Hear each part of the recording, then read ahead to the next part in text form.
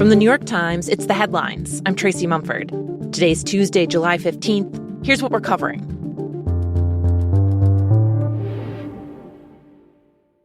This is a very big deal we've made. This is billions of dollars worth of military equipment is going to be purchased from the United States, going to NATO, etc.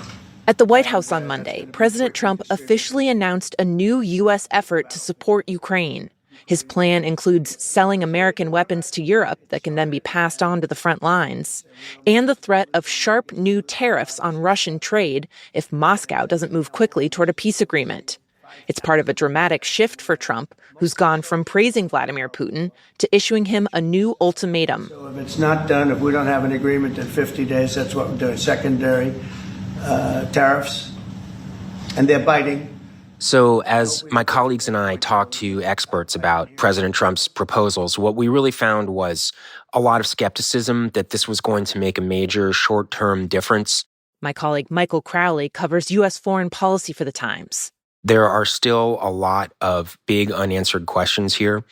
For starters, we don't know exactly how many weapons President Trump is proposing to sell to Europe to then be transferred to Ukraine.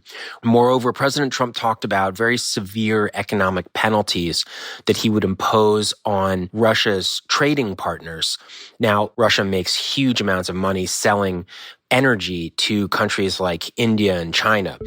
But when you take the example of a country like China, that puts Trump into a major economic confrontation with the world's second largest economy.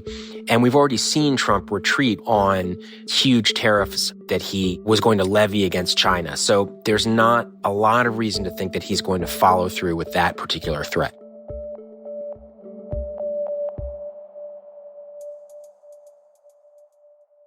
In Washington yesterday, the Supreme Court cleared the way for the Trump administration to effectively gut the Department of Education by firing more than 1,000 workers. It's a temporary order, as federal courts consider whether the president has the power to dismantle a department that Congress created. But for now, it allows the firings to proceed.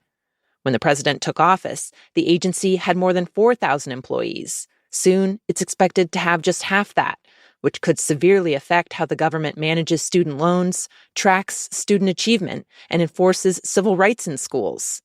The court gave no reasoning for its decision on the firings. That's standard for an order like this, which came in response to an emergency application from the Trump administration. The 3 liberal justices dissented.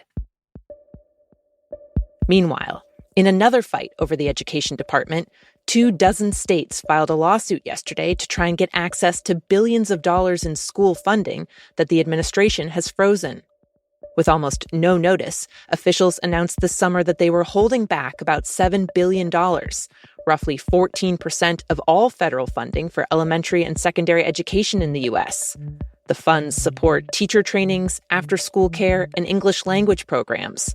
But the administration has claimed the money was, quote, grossly misused to subsidize a radical left-wing agenda, and that they need time to review it. The lawsuit accuses the White House of holding back the money illegally, arguing that it's unconstitutional for the president to refuse to spend money that Congress allotted and approved. Overall, the administration's push to freeze funding and close the Department of Education altogether is part of a larger Republican effort to roll back support for public education and boost private schools and homeschooling.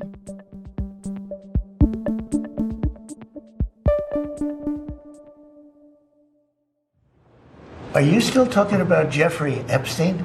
This guy's been talked about for years.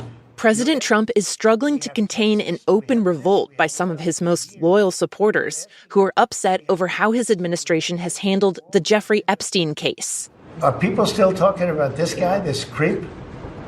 That is unbelievable. For months, his Attorney General Pam Bondi promised the release of revealing documents about the disgraced financier and sex offender, feeding into conspiracy theories that there could be more damaging details still to come. Then, under her leadership, the Justice Department announced there was really nothing left to see, including no incriminating so-called client list that many theories had focused on. But many of Trump's supporters don't believe that. That's one of the reasons the special prosecutor is needed on Epstein. We have to get to the bottom of who's governing us. and they are not letting it go, leveling more accusations of a cover-up. The Trump administration has become part of it. I mean, it's just you cannot see it any other way.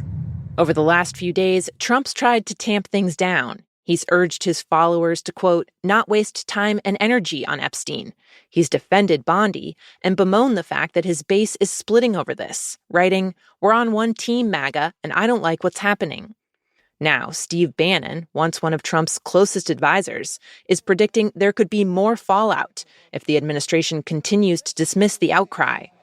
You're going to lose 10% of the MAGA movement. If we lose 10% of the MAGA movement right now, we're going to lose 40 seats in 26. We're going to lose the president. They don't even have to steal it. On an episode of his podcast, The War Room, Bannon said the backlash could spread into the midterms.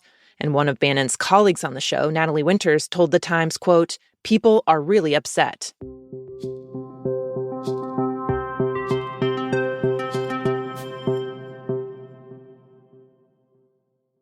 In Los Angeles, a major annual study shows that homelessness in the region has dropped for the second year in a row. Compared to 2 years ago, homelessness in LA County has fallen by 14%.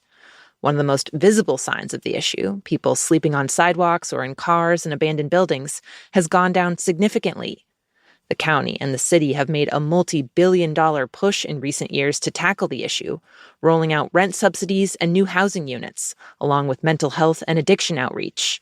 LA's mayor, Karen Bass, celebrated the numbers, which were gathered in February, saying, quote, "These results aren't just data points. They represent thousands of human beings who are now inside."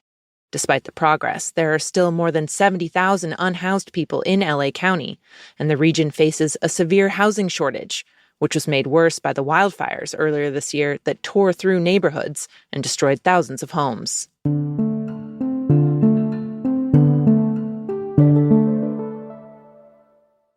And finally, Mark Snow, the composer who managed to give everyone that eerie, spine-tingling feeling with just a few notes, has died at 78. Snow's theme song for The X-Files stands as one of TV's most iconic.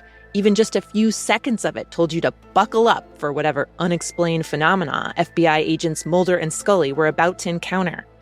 Snow, who trained at Juilliard, racked up more than 250 TV and film credits over the course of his career.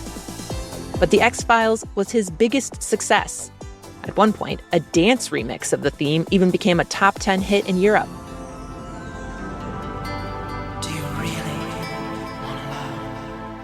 When it came to writing the theme in the first place, Snow layered a whole bunch of stuff in there, synthesizer samples, and even the sound of his wife Glynis whistling. But as he once told the Television Foundation Academy, the iconic sound of it really came down to a bit of luck. One day he accidentally leaned his elbow onto a keyboard set to that spacey echo delay effect. And it went da da da da da ba ba ba ba. And I said, "Oh, that's pretty good. No, I wonder if you do two notes, what's that sound like? Ba ba ba ba ba ba ba. Well, how about three? Ba ba da ba ba da ba. How about four? Ba ba da da ba da da ba da da ba da. Oh, that's pretty cool. All right." Those are the headlines. Today on The Daily, the mounting questions about how Texas officials handled the deadly flash floods there earlier this month. That's next in the New York Times audio app, or you can listen wherever you get your podcasts. I'm Tracy Mumford. We'll be back tomorrow.